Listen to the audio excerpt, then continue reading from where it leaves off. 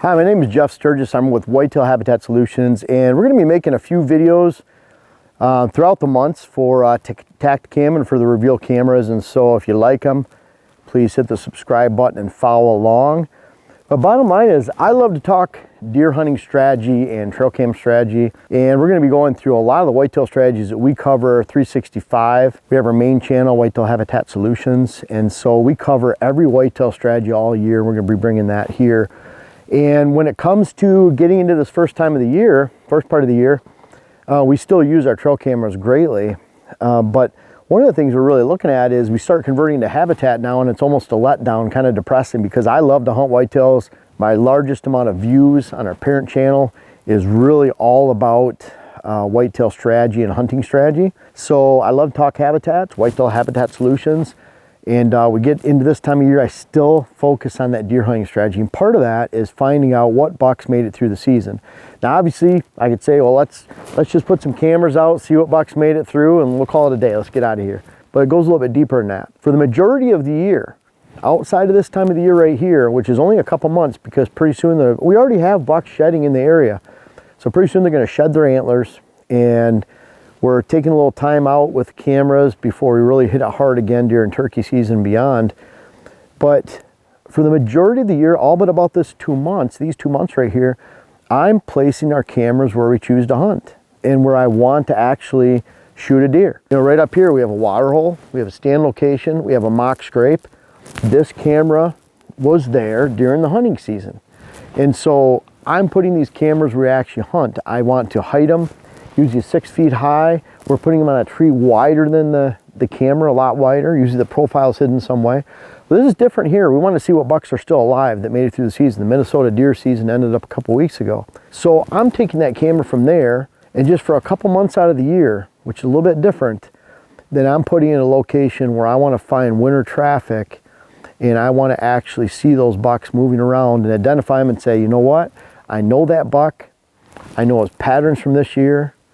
And then I can move that camera back to another location, and now I know that that buck made it through, and I'm expecting to actually hunt and strategize for that target buck the following year. So we've already got a couple nice pictures here.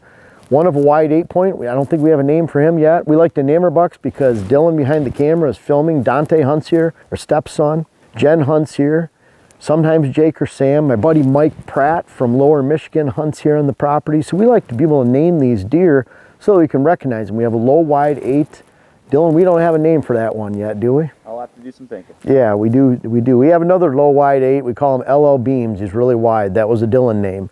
So we have that one. This one, we have the low wide 8, and we have Bo in this location. We also had a nice young 10-point we don't have a name for. So Bo was right here. We got a half picture of him. And really, if we spook some deer this time of year, if the camera's in the wrong spot or something, we don't really care. We just want to make sure they're still alive. So completely different focus from hunting season, but now you feel like you have them.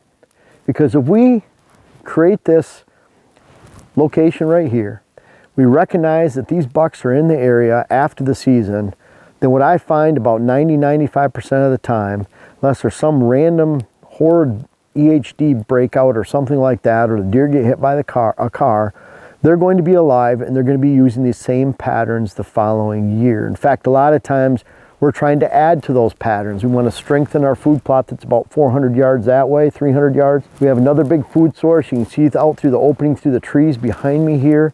So we're always doing things to improve that. We're improving the bedding area back here. We're going to improve the bedding area down here with some timber cuttings. But we want to improve this area and strengthen it. And what that helps us do is make sure that that stand location will be visited, and it was visited by these deer that we're seeing right now, but we'll be able to get in that and hunt.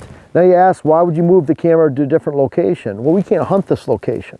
And this is more of that central exit pattern movement.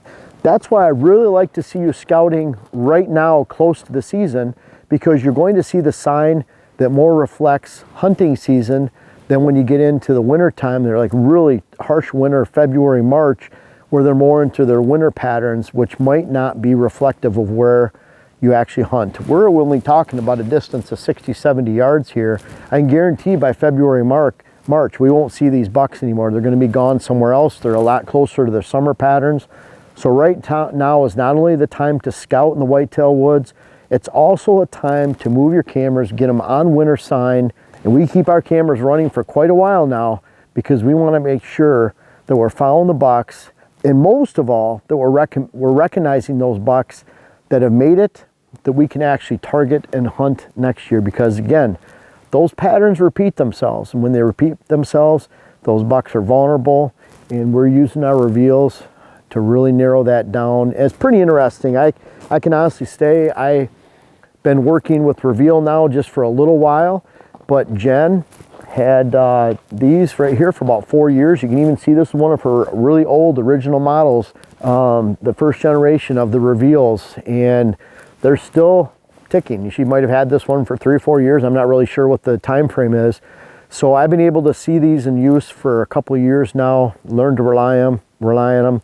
That's why I'm partnered with Reveal, really partner with only quality products in the hunting industry. We have a lot of other facets for our business, so we don't have to partner with junk, and I'm really excited to be a part with Reveal, create this first video for you. I hope you guys help it. Again, if you like these videos and you know about myself, our Whitetail Habitat Solutions channel, we're gonna bring a lot of strategy for a lot of different topics, not just trail cameras, but definitely whitetails and whitetail strategy, habitat and planning for the entire year, 365.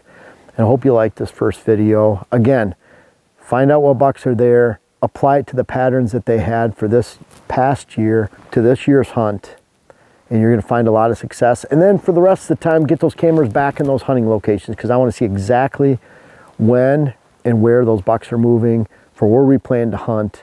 And that not only gives us the indication of what bucks are still alive, but where we can hunt them, potentially shoot them and kill them this fall.